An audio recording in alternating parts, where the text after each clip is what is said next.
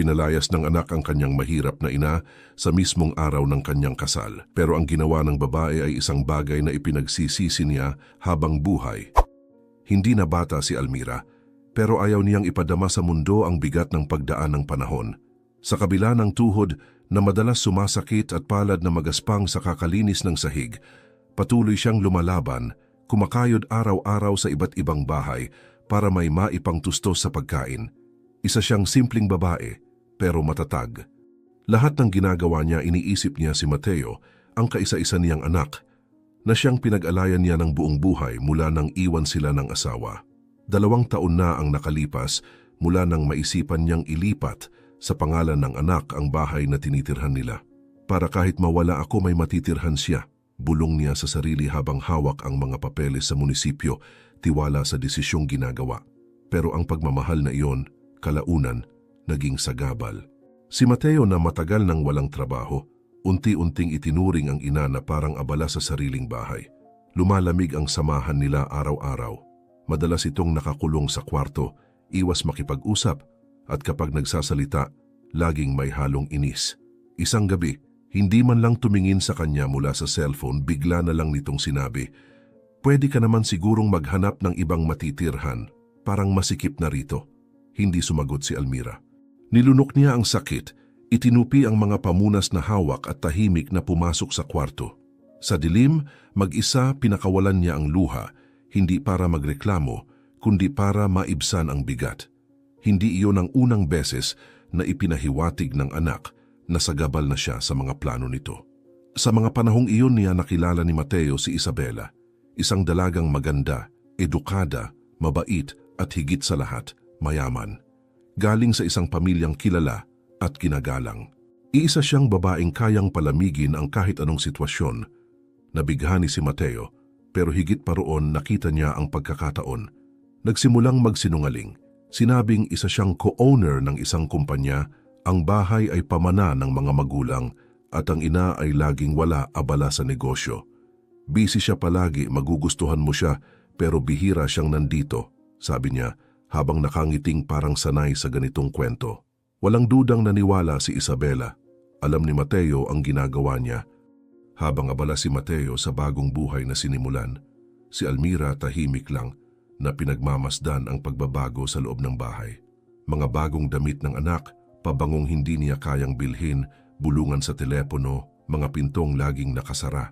Napapansin niyang iwas na ito, na ipakilala siya o mag-imbita sa bahay tuwing weekend.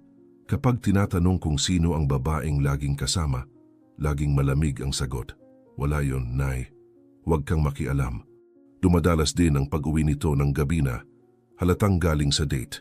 Hindi na siya kinakausap, basta na lang nagpapa siya sa bahay, nagpapalit ng muebles, nagpapapintura, nagpapadala ng kung ano-ano nang hindi man lang nagpapaalam. Lalong huminto sa pakikialam si Almira. Pilit niyang iniintindi. Siguro gusto lang niya ipakita na kaya na niyang tumayo sa sariling paa, iniisip niya, kahit di siya kumbinsido. Ang hindi niya alam, may mas malaki ng plano si Mateo. Balak na nitong alukin si Isabela ng kasal. At para maisakatuparan yon, kailangang walang sagabal, lalo na ang inang hindi kasya sa ginuguhit niyang kwento. Kaya hindi man lang niya ito sinabihan. Para kay Isabela, nasa malayong business trip ang ina. At ganito raw yon hanggang sa huli. Ipinagpatuloy ni Mateo ang kasinungalingan at tahimik na inihahanda ang kasal. Kaunting kaibigan lang ang sinabihan niya upang masiguradong walang makapagsasabi sa ina. At habang abala sa paghahanda, sinabayan pa ng dagdag na pagsisinungaling. "Gusto ng nanay ko ng pribadong kasal, ayaw niya ng gulo kaya hindi siya pupunta." Sa kabilang dako ng kwento, patuloy si Almira sa nakagawiang buhay.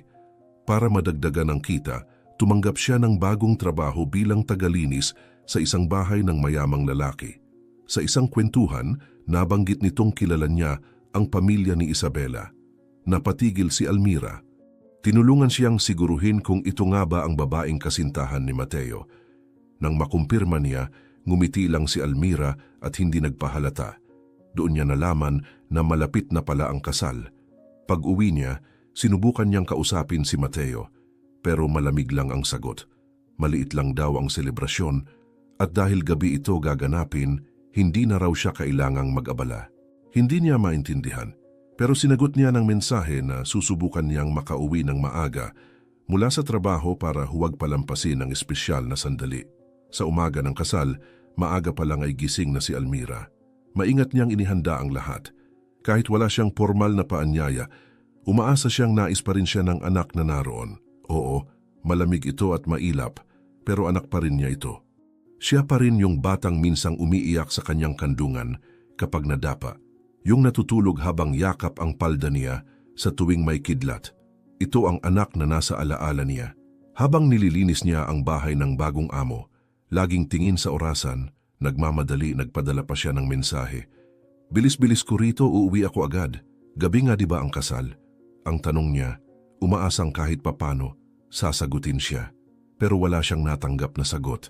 Habang pinupunasan ni Almira ang mesa sa sala ng kanyang amo, napansin niya ang isang pilak na sobre na nakapatong sa tabi ng bandehang may mga kristal na baso.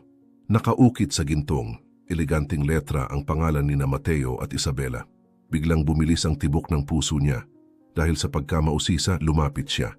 Maingat niyang binasa ang nilalaman at parang may malakas na dagok na dumapo sa kanyang dibdib. Nakatakda ang seremonya ngayong hapon, 3:00. Sandali siyang napaisip kung baka inagahan lang talaga ang kasal.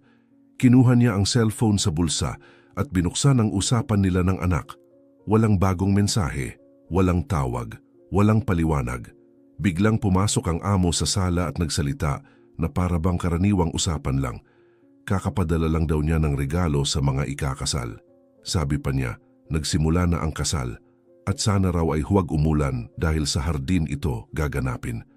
Sinubukan ni Almira na magmukhang kalmado pero nanginginig na ang kamay niyang may hawak na pamunas. Malinaw ang nakasulat sa imbitasyon. Alam ng anak niya ang oras at nagsinungaling ito, sinasadya. Uminit ang mukha niya. Umalis ang amo ng walang kaalam-alam sa kanyang nararamdaman. Sumunod siya at mahinang tinanong kung pwede siyang umalis ng mas maaga. Pinaliwanag niyang may pupuntahan lang na event ng anak niya. Iniiwasang sabihin na ito rin ang parehong kasal na dadaluhan ng among mayaman. Abala sa cellphone ang lalaki at tumugon ng malamig. Papayagan lang daw siyang umalis kapag natapos na ang trabaho. 2 pa ang banyo at kailangan mo pang linisin ang mga kwarto sa itaas. Kung nalate ako, lalong hindi ka makakaalis, sabi niya, halatang walang pasensya. Bit-bit ang bigat sa dibdib at mga matang basa sa luha. Bumalik si Almira sa paglilinis. Inubos niya ang lakas para tapusin ang lahat ng mas mabilis kaysa karaniwan. Panay ang sulyap niya sa orasan. Habang tumatakbo ang oras, lalo lang siyang nababalisa. Nang matapos siya, palubog na ang araw. Nagpalit siya ng sapatos. Inayos ng konti ang buhok gamit ang salamin sa bintana. At sa parehong damit na ginamit niya, sa paglalampaso ng sahig ng amo, umalis siya ng bahay at naglakad ng mabilis. Habang buhay ang pakiramdam niya sa biyahe papunta sa lugar ng kasal. Pagkarating sa gate, sinalubong siya ng katotohanan. Nagsimula na ang seremonya. Tahimik ang kanyang mga hakbang habang dahan-dahan siyang naglakad sa damuhan, umiwas sa mga bisitang nakabihis ng magagara at hindi napansin ng karamihan. Maingat siyang naghanap ng pwesto kung saan makikita niya ang anak sa altar. Malakas ang tibok ng puso niya. Mula sa malayo, natanaw niya si Mateo, nakangiti sa tabi ni Isabela. Tahimik ang mga bisita, lahat nakatutok habang banayad ang tugtog. Malapit na siyang mapaluha nang mapansing may mga taong nakatingin na sa kanya. May pabulong-bulong, may mga matang humuhusga. May isang nagsalita ng malakas, tinatanong kung sino ang maruming babaeng yon at anong ginagawa niya roon. Lumapit ang isang gwardya. Napansin ni Mateo ang kaguluhan. Nang makita niya ang anyo ng ina sa gitna ng mga bisita, nakasimpleng damit at pawisan ang mukha, napatigil siya. Saglit siyang natigilan, parang hindi alam ang gagawin, pero agad siyang bumalik sa ayos, kunwaring nalito. Nang tanungin ng gwardya kung kilala niya ang babae, agad niyang sagot, "Wala akong ideya kung sino yan. Mukhang may sayad. Pakipalabas siya dito." Sinubukan ng gwardya na maging mahinahon, pero naglakad na si Almira. Nanginginig ang mga kamay at nangingilid ang luha. "Ako ito, anak. Ang nanay mo," bulong niya. Pero umatras si Mateo na parang hindi ka panipaniwala. ang narinig. May tumawag sa pulis, ang babaeng to ay istorbo. Sigaw ni Mateo kunwaring galit. Nalingon ng lahat ang kaguluhan. Napatigil si Isabela, gulat na gulat, pilit inaalam kung sino ang babae. Kumalat ang bulungan sa mga bisita. Si Almira, hindi man lang nakausap ang anak, agad pinalabas ng venue. Gusto ko lang sanang masaksihan ang kasal ng anak ko. Paulit-ulit niyang sinasabi habang pinapalayas. Sa bawat hakbang, lalong lumulubog ang kanyang dignidad. Sa loob, pilit nagpapanatili ng ayos si Mateo, pero halata sa mga mata ni Isabela na may nagbago. Naglakad si Almira pauwi sa madilim na kalsada, buhaghag ang damdamin. Pagdating sa bahay, naupo siya sa gilid ng kama, tahimik lang. Walang luha, walang tanong. Hinubad ang sapatos, nakatitig lang sa pader ng ilang minuto, tinatanong sa sarili kung paano siya nagawang itakwil ng sariling anak. Mabagal ang paglipas ng oras. Gabi na nang marinig niyang bumukas ang gate. Sumilip siya sa kurtina. Naroon si Mateo kasama si Isabela, nagtatawanan na para bang walang nangyari. Binuksan ni Mateo ang pinto nang parang walang iniisip at nang makita ang ina sa sofa, napairap. "Nandito ka pa rin?" tanong niya. Malamig ang boses. Pinigilan ni Almira ang gulat. "Itong bahay ay akin na, Mama. Gusto kong magsimula ng bagong buhay kasama ang asawa ko, walang istorbo. Sana naiintindihan mo." Tahimik lang si Isabela, pinagmamasdan ang loob ng bahay. Napapansin ang mga bagay na hindi pa niya napuna dati. Tumayo si Almira ng dahan-dahan. Hindi siya nagtanong. Hindi siya nakiusap. Pumunta siya sa kwarto, kinuha ang isang backpack na may kaunting damit, sinuot ang sapatos at bumalik sa sala. Huminto sa harap ng dalawa, tiningnan si Mateo nang may lungkot sa mata at mahina ang tinig. "Sana maging masaya ka, kahit sa kabila ng lahat." Tumango lang si Mateo at kinumpas ang kamay. Para bang sinasabi na pwede nang umalis ang isang taong wala ng halaga. Lumabas si Almira sa sariling bahay na parang isang estranghera. Walang tao sa kalsada, pero sa loob niya ay may bagyong bumubulwak. Bawat hakbang ay tila mas magaan kaysa sa nauna. Hindi dahil wala ng sakit, kundi dahil sa katiyakang wala na siyang utang sa kahit kanino. Sa loob ng bahay, binuksan ni Mateo ang isang mumurahing syampan at tumawa ng malakas na para bang may napagtagumpayan siya. Nakaupo si Isabela sa tabi niya, tahimik, hindi makasabay sa kasiyahan. Tinitigan niya ang paligid, ramdam ang katahimikang iniwan ng ina. Nagpatuloy ang kanilang munting salusalo, pero sa hangin may bagay ng unti-unting nababasag. Ngayon, isang mabilis na pahinga. Para maipagpatuloy naming dalhin sa inyo ang ganitong uri ng kwento ng libre, hinihiling naming i-like ninyo ang video at mag-subscribe sa aming channel. I-type ang salitang hustisya sa comments. Maraming salamat at itutuloy na natin ang kwento. Sa sumunod na araw, nagising si Almira sa maliit na kwartong nahirapan pa siyang paupahan. Manipis ang mga dingding, kumakalansing ang kutsyon at ang banyo ay para sa lahat, pero kahit papaano, may espasyo siyang sarili. Huminga siya ng malalim, kinuha ang lumang folder na naglalaman ng lahat ng dokumento ng bahay at lumabas ng maaga, determinado siyang hanapin ang hustisya. Dumating siya sa opisina ng abogada na may matibay na lakad at pagod na mga mata pero puno ng dignidad. Ikinuwento niya ang lahat, ang pagbigay ng bahay dahil sa pagmamahal, ang biglaang pagpapaalis sa kanya nang walang pasabi at ang kahihiyang inabot sa harap ng iba.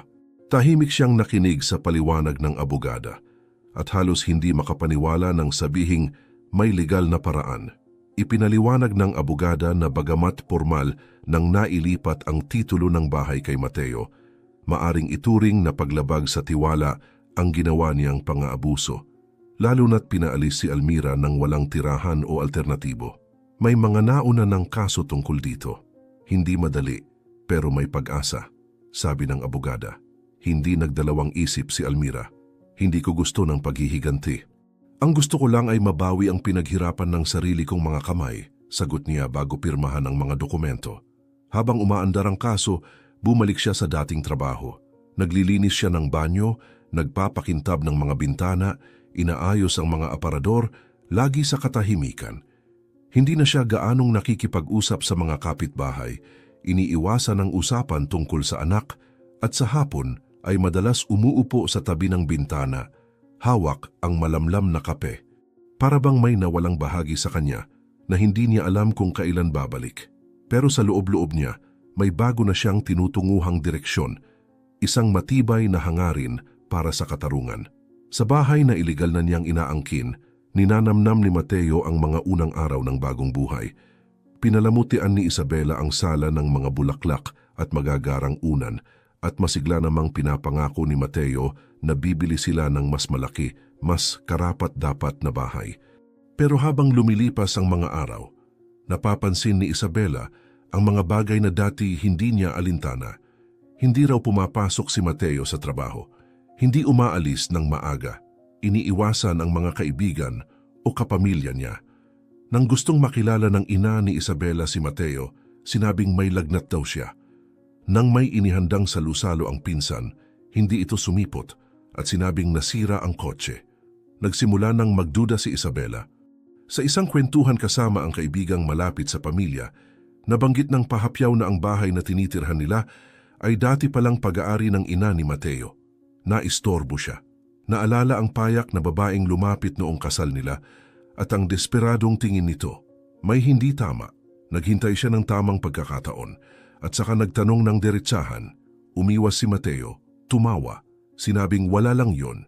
Pero nang nagpumilit siya, nagsimula itong gumawa ng mga kwento. Marami kasing isyong emosyonal si Mama. Kailangan ko na siyang ilayo. Mahirap man pero kailangan. Nakakasama siya sa akin. Matigas ang pagkakasabi niya. Hindi na sumagot si Isabela. Tumayo lang siya at pumasok sa kwarto, tahimik. Isang linggo pagkatapos tumunog ang doorbell bago magtanghali.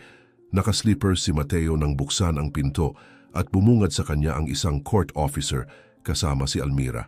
Sabi sa ng kautusan ng hukuman, may 20 minuto kayo para alisin ang inyong mga gamit sa bahay. Ang pagmamayari ay ibinabalik kay Ginang Almira, dating may-ari, ayon sa desisyon ng korte, anunsyo ng opisyal. Napatulala si Mateo sa katumingin sa ina. Ano to, kalokohan to, busigaw niya tinangkang takutin ng opisyal. Tahimik lang si Almira. Nakatayo lang siya matatag, hawak ang sariling bag. Narinig ni Isabela mula sa kusina at dali-daling pumunta sa sala. Nang maintindihan niya ang nangyayari, nag-iba ang ekspresyon ng mukha niya.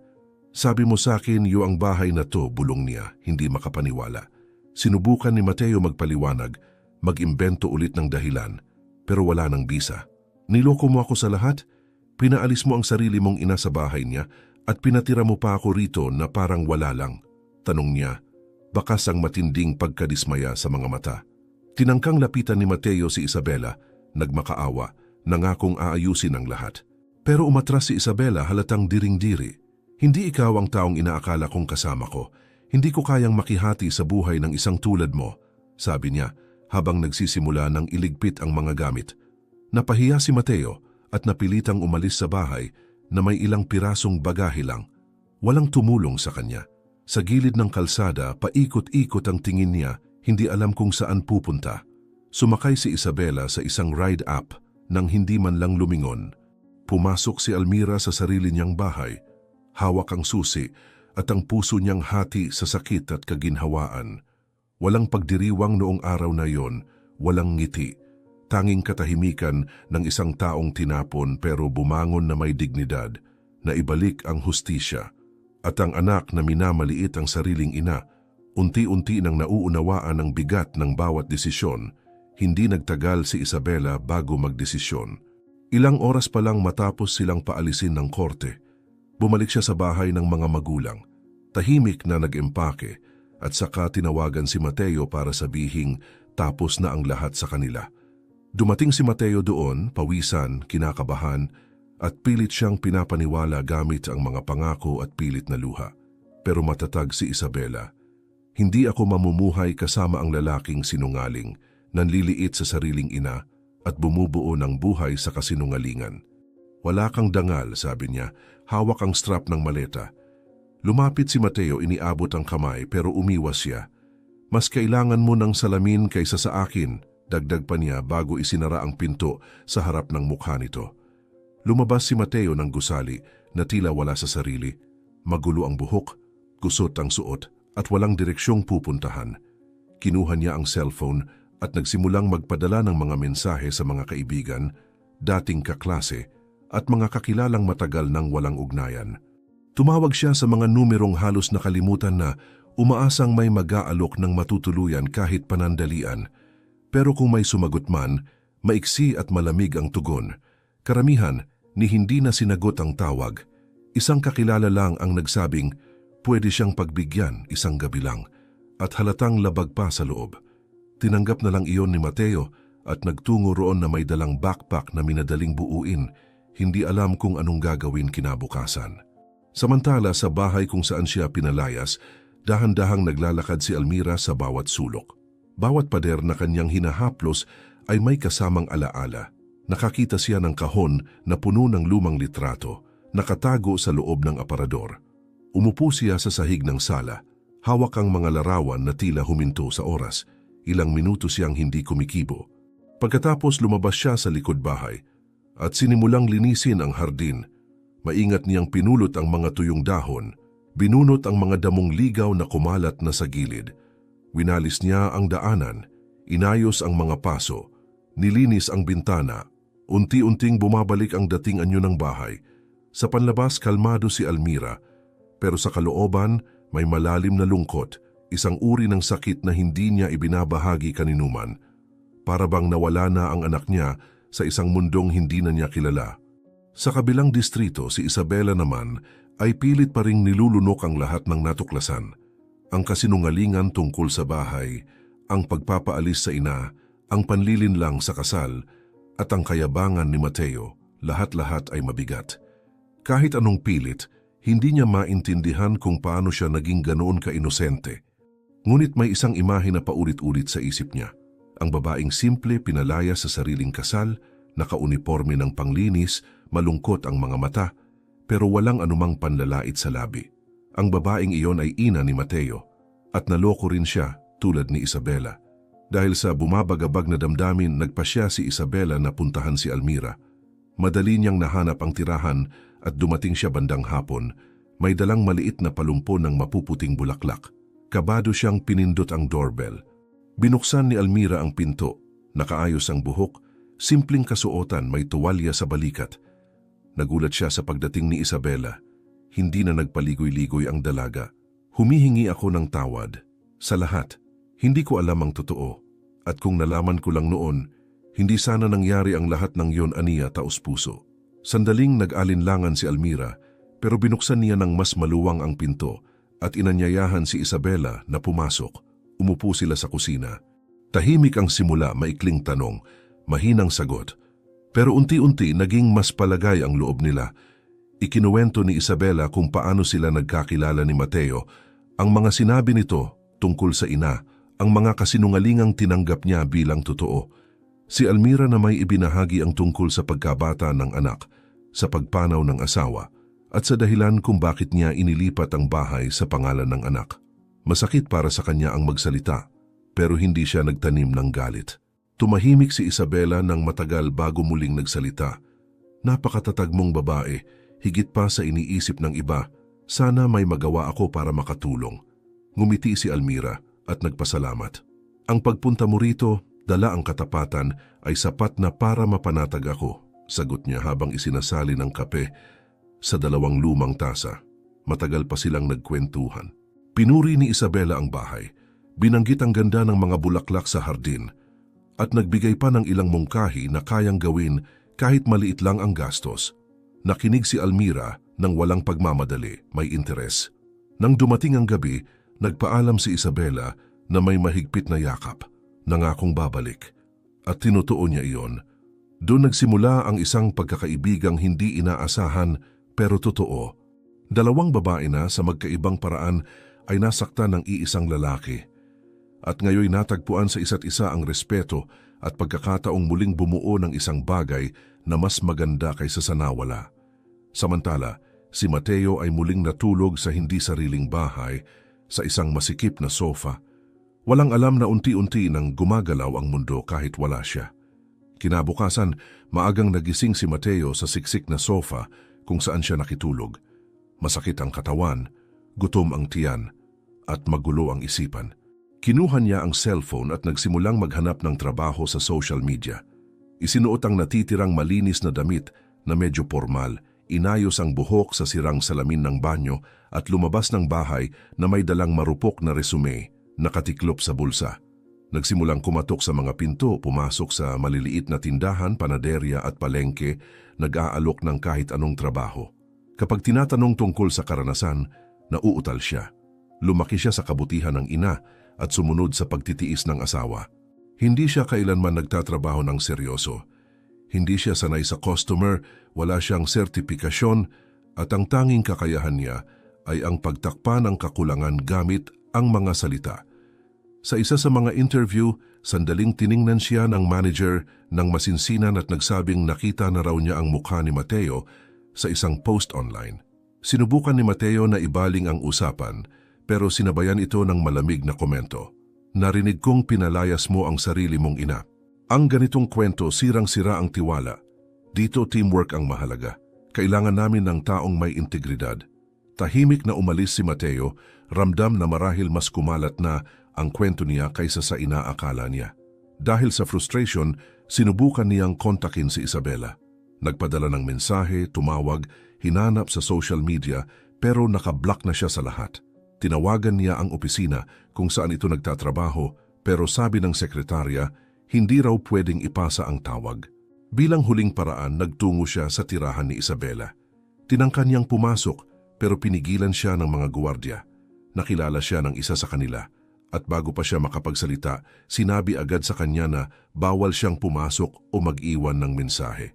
Pilit pa rin si Mateo, naghintay siya ng ilang oras sa tapat ng gusali, umaasang makikita ito kahit saglit. Ngunit nang dumilim, napagtanto niyang wala siyang magagawa. Bumalik siya sa lugar kung saan niya iniwan ang bag, hindi sigurado kung may matutuluyan pa siya ngayong gabi. Basag ang kanyang pagmamataas at lalong lumalalim ang kawalan ng pag-asa. Nagpasya si Mateo na puntahan ang bahay ng ina. Tahimik siyang naglakad sa mga kalsada, hindi lumilingon, may backpack sa balikat at pagod na mga paa. Huminto siya sa kabilang gilid ng kalye nang matanaw ang pamilyar na gate. Isang paso ng mga bagong bulaklak sa may pintuan at malinis na kurtina sa bintana ang nagpakitang maayos pa rin ang bahay at doon niya nakita ang hindi niya inaasahan. Lumabas si Isabela sa gate na may ngiti sa mukha, may hawak na munting pakete. Sa tabi niya, si Almira dahan-dahang naglalakad, nakangiti rin. Nag-uusap silang parang magkakilala na matagal na. Nagpaalam si Isabela sa dating biyenan sa pamamagitan ng halik sa pisngi at tumawid ng kalsada. Napatigil si Mateo, hindi makagalaw. Nang sinubukan niyang tumawid upang lapitan sila, napansin siya ni Almira. Bumusangot siya at tinangkapang lumapit, pero iniangat ng ina ang kamay. Hudyat na huwag na siyang lumapit pa. Kung ang pakay mo ay ang bahay, wala na tayong dapat pag-usapan. Legal na sa akin na ulit ito.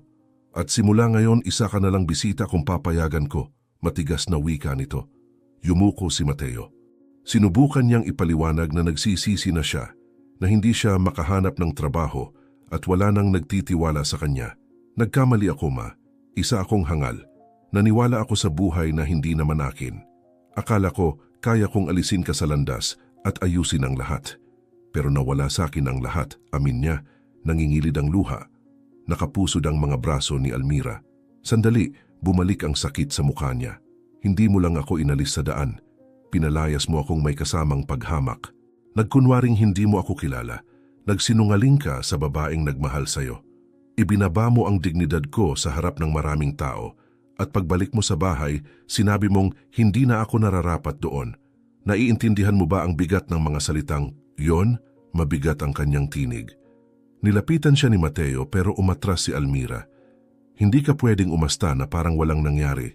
Pinapatawad kita bilang ina, pero wala akong obligasyong tanggapin kang muli sa bahay na kinuha mo sa akin. Nagsumikap si Mateo na magpaliwanag, humingi ng tulong, nagsabing hindi niya kailangan ng kama o pagkain kahit maliit na sulok lang. Huminga ng malalim si Almira. May lakas ka para bumangon muli. Pero hindi na sa akin manggagaling yan. Mahal pa rin kita bilang anak pero sarado na ang pintuan ko. Sa ngayon iyon ang kailangan, mariing sagot niya bago siya tumalikod at pumasok. Sumara ang pinto ng matigas, walang sigawan, walang eksena, pero puno ng katiyakang may nagbago ng tuluyan. Naiwan si Mateo sa bangketa ng ilang minuto, hindi makagalaw. Ngayoy tuluyan ng bumigay ang kanyang luha. Marumi ang kanyang kasuotan, punit ang backpack, at ang katahimikan sa paligid ay tila sumisigaw. Dahan-dahan siyang lumakad, walang direksyon, ang mukha basa ng luha na hindi na niya sinubukang itago. Hindi na siya ang dating mayabang. Hindi na siya ang asawa ni Isabela. Hindi na siya ang may-ari ng bahay. Isa na lamang siyang lalaking pilit inuunawa kung paano siya humantong sa ganitong lalim. At sa unang pagkakataon, naramdaman niya ang bigat ng mga pinili niyang desisyon. Makalipas ang 1 linggo, halos hindi na niya makilala ang sarili sa salamin ng istasyon ng bus. Malalim ang mga mata, manipis ang bigoteng hindi na naahit, kupas ang mga damit at halatang pagod ang mukha.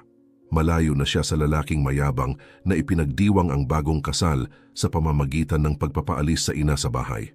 Mula nang tanggihan siya ni Almira at iwan ni Isabela, nabubuhay na lang siya sa pabor ng iba.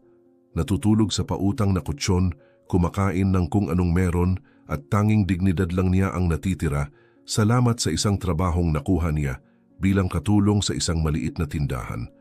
Kaunti lang ang kita sapat para makakain ng simple. Ang trabaho niya ay magbuhat ng kahon, maglinis ng estante at mag-check ng stock. Malamig ang pakikitungo sa kanya ng mga kasamahan. Walang nagtitiwala. Lahat sila'y nakarinig na ng balita tungkol sa anak na nagpalaya sa sariling ina para magpanggap na may marangyang buhay. Sa unang pagkakataon, naunawaan ni Mateo ang bigat ng isang sira-sirang reputasyon. Araw-araw bago pumasok, sinusubukan pa rin niyang makipag-ugnayan kay Almira. Nagpapadala ng sulat sa pamamagitan ng kapitbahay, nagpapakiusap sa kakilala o nagiiwan ng papel sa gate. Wala roon ang anumang kahilingan, tanging mga paghingi ng tawad at pagsubok na makipag-usap. Wala ring bumalik na sagot. Samantala, sa loob ng bahay ni Almira tila ibang kwento ang namumuo. Madalas nang dumalaw si Isabela sa dating biyenan. Sa kabila ng kanilang pagkakaiba sa itsura at pinanggalingan, mabilis silang nagkaroon ng koneksyon. Madalas silang magkwentuhan ng matagal tungkol sa pagkain sa ayos ng bahay at sa mga personal na karanasan. Si Isabela na halatang nahihiya sa mga nangyari ay sinadyang ipakitang hindi siya sang-ayon sa mga kasalanan ng dating asawa. Isa kang malakas na babae at marami akong matututunan sa iyo, sabi niya isang araw habang tinutulungan si Almira maglinis ng veranda. Si Almira, sa kanyang tahimik na paraan, ay ngumiti, nag-alok ng kape at tinanggap ang presensya ng dalaga ng walang galit. Habang lumilipas ang mga araw, nagsimula ng tumulong si Isabela sa maliliit na pag-aayos sa bahay. Nagdala siya ng pintura para sa bintana, nagbayad ng manggagawa para ayusin ang gate, bumili ng mga bagong basahan, mga bulaklak para sa hardin, at ipinakilala si Almira sa isang maliit na grupo ng kababaihan sa komunidad kung saan siya tumutulong. Dapat mo silang makilala. Mga taong tunay na pinahahalagahan ang mga bagay na mahalaga, mungkahi niya. Tinanggap ni Almira ang alok, higit sa lahat bilang pasasalamat kaysa sa kagustuhang palitan ang kanyang mundo. Alam niyang bitbit pa rin niya ang kirot ng nakaraan, pero nauunawaan niyang ang panahon lang ang makapagpapagaling sa lahat. Isang maalinsangang Sabado ng umaga, lumitaw si Mateo sa harap ng bahay ng kanyang ina. Mas payat na siya ngayon, nakalaylay sa katawan ang maluluwag na damit, at ang sapatos ay butas na sa unahan. May dala siyang plastic na bag na may ilang piraso ng gusot na damit. Huminto siya sa tapat ng gate, nakayuko ang mga mata. Pinagmasdan ang bagong pintura sa labas, ang mga paso ng halaman na maayos ang ayos, ang malilinis na kurtina. Sa pagitan ng mga siwang ng bakod, nakita niya ang anino ng ina na papalapit sa bintana. Nakilala agad siya ni Almira. Tahimik lang ito, pinagmasdan lang siya. Sa labas walang sinabi si Mateo. Tumayo lang siya roon ng halos 5 minuto, nakatitig sa bintana. Alam niyang nakikita siya nito. Alam niyang alam nitong naroon siya, sa kabila ng gate. Pero walang sino mang gumalaw. Walang salitang namutawi. Wala ni isang hakbang mula sa loob ng bahay. Nanatiling nakatayo si Almira, tahimik na nakamasid, matatag ang tingin. Hindi iyon galit, hindi rin pagkamuhi. Isa iyong malinaw na desisyon. Hindi bubuksan ang pinto. Hindi pa. Siguro, hindi na kailanman. Yumuko si Mateo, umatras ng isang hakbang at dahan-dahang tumalikod. Nagsimulang maglakad paalis. hindi lumilingon. Nakayuko ang katawan, mabigat ang mga balikat, at ang tingin ay nakatuon sa lupa. Hindi lang ang plastic na bag ng damit ang pasan niya, kundi ang bigat ng lahat ng maling pagpiling ginawa niya. Sa unang pagkakataon, naintindihan niya ang ibig sabihin ng tunay na pag-iisa. Walang ina, walang tahanan, walang pagmamahal.